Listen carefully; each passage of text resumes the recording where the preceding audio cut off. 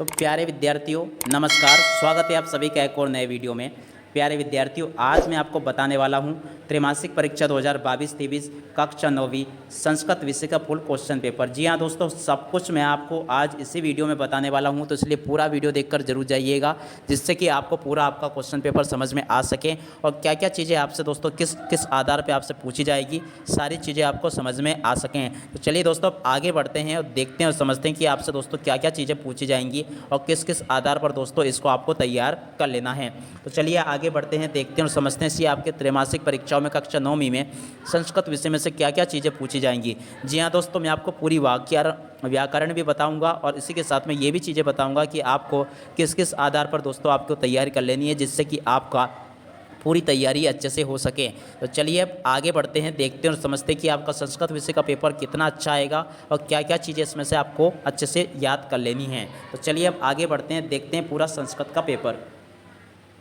तो दोस्तों देखिएगा, सर्वप्रथम दोस्तों आपको प्रत्यय को बहुत अच्छे से याद कर लेना है, क्योंकि आज के इस वीडियो में हम सबसे पहले व्याकरण को कंप्लीट करेंगे। जी हाँ दोस्तों, प्रत्यय में अगर देखा जाए तो यहाँ पर ये जो प्रत्यय दिए गए हैं आप इनको जरूर याद कर लें और पढ़ लें। जैसे कि आपको अनियर प्रत्यय का उदाहरण जो दे रखे हैं सामने, आप लोग इनको याद कर लें।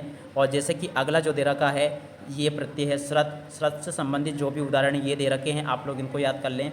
सानस से संबंधित ये उदाहरण है और कत से संबंधित ये उदाहरण है। तो सभी के सभी प्रत्यय आप लोग तैयार कर लेंगे, ये आपसे पूछे जाएंगे बिल्कुल। और इसके अलावा कुछ ये हैं तो आप लोग, और उसके अलावा दोस्तों कुछ प्रत्यय दिए गए हैं, आप लोग इनको भी देखें और तैयार कर ले बराबर। दोस्तों अब आगे अगर देखा जाए तो उपसर्ग के बाद में बात आती है, उपसर्ग प्रत्यय के बाद में उपसर्ग और अव्यय को देख लें।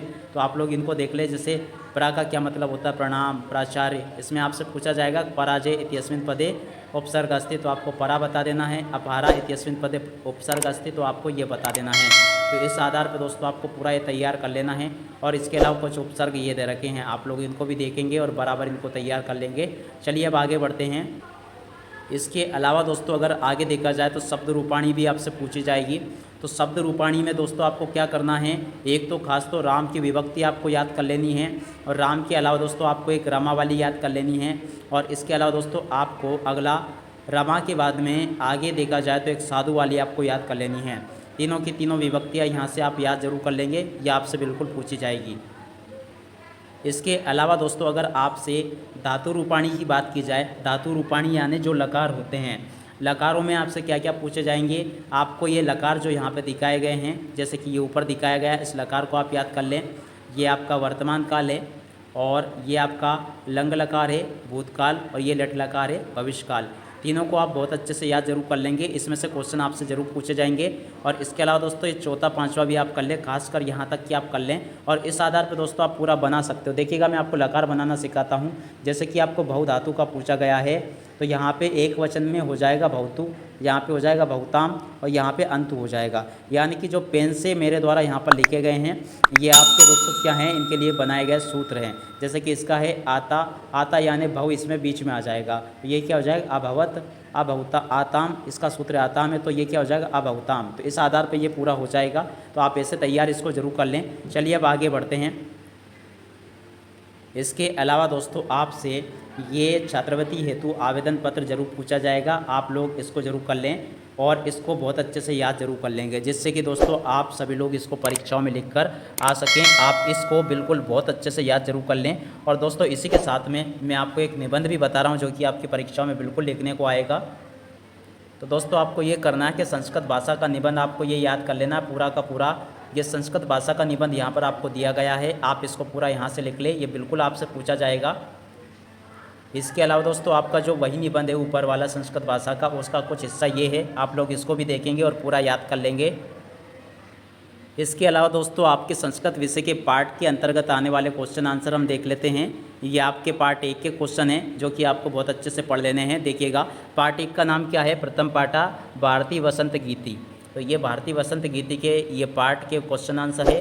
कवि का संबोधयति, कवि किसे संबोधित कर रहा है, कवि वाणी कम वादियत प्रातियत, तो ये आपको याद कर लेने हैं।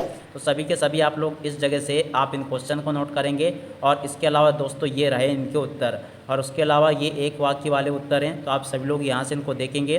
जैसे कि कवि वाणी किम कथयति, कवि की वाणी क्या कहती है, और उसके अलावा ये सारे क्वेश्चंस हैं।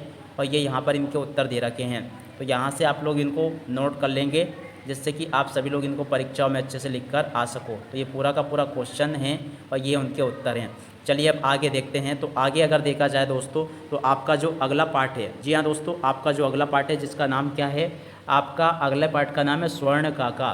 तो स्वर्ण काका पार्ट के आपको ये याद कर लेने हैं। देखिएगा, माता काम अधिष्यत, स्वर्ण काका कान अकादियत, प्रसादा कीदृशा वर्तते। तो ये सभी के सभी क्वेश्चंस जो आपको यहाँ पर दिए गए हैं, तो ये इनके उत्तर दे रखे हैं। आप लोग इस पार्ट के क्वेश्चन आंसर जरूर बहुत अच्छे से याद कर लेंगे।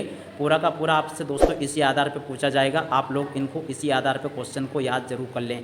और आगे अगर देखा जाए तो ये स्वर्ण काका पार्ट के कुछ क्वेश्चन हैं, जैसे निर्धना वृद्धिया दुहिता कीदृशा और बालिकाएँ पूर्व कीदृशा काका न दृष्टयति। तो ये कुछ क्वेश्चन हैं और यहाँ पर ये इनके उत्तर हैं। तो आप सभी लोग इनके उत्तर को नोट कर लेंगे और ये पूरे के पूरे आपको यहाँ पर दिए गए हैं। चलिए अब आगे बढ़ते हैं और अगले क्वेश्चन जो आपका पार्ट है, अगला पार्ट का नाम क्या है दोस्तों, आपका तीसरा पार्ट है गोदोहेनम।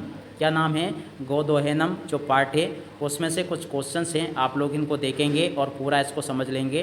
तो ये पूरे क्वेश्चन है आपके दोस्तों, आप लोग इनको देखें और यहाँ पर ये इनके उत्तर दे रखे हैं। इसके अलावा अगला जो पार्ट आपका दे रखा है, ये मल्लिका चंद्रस्य मास पर्यंत धेनुकतम अकुर्यतम। तो आप लोग इसके भी ये क्वेश्चंस दे रखे हैं, आप लोग इनको देखेंगे और बराबर इनको नोट कर लेंगे। तो सभी के सभी क्वेश्चंस जो यहाँ पर आपको दिए गए हैं, आप लोग इनको देखते चलें और बराबर आप लोग इन क्वेश्चंस को नोट कर लेंगे। इसके अलावा आपका जो अगला पार्ट दिया गया है, जिसका नाम क्या है दोस्तों, अगला पार्ट जो कि पंचम पार्ट है सुक्तिमौक्तिकम, इसके आपको ये क्वेश्चंस याद कर लेने हैं। तो आप यहाँ से इनको देखते चलें। विविध क्षीणम कीदृशम भवन्ति, और ये सभी के सभी क्वेश्चंस दिए गए हैं और ये इनके उत्तर हैं। और उसके अलावा कुछ क्वेश्चंस ये दे रखे हैं और ये इनके उत्तर दे रखे हैं। तो आप सभी लोग इनको देखें और पूरा का पूरा नोट जरूर कर लें और इनको बहुत अच्छे से याद कर लें। तो चलिए अब अगला पार्ट देते हैं। अगला पार्ट जो आपका दिया गया है, जो कि यहाँ पर आप इनको देख पा रहे हो, तो देखिएगा इस पार्ट के क्या क्या क्वेश्चन आपको याद करने में हैं। इस पार्ट का नाम है दोस्तों षष्ठपाता। जी हाँ दोस्तों, षष्ठपाटा जो पार्ट है आपका, जिसका नाम है भ्रांतोबाला। क्या नाम है दोस्तों इसका, भ्रांतोबाला।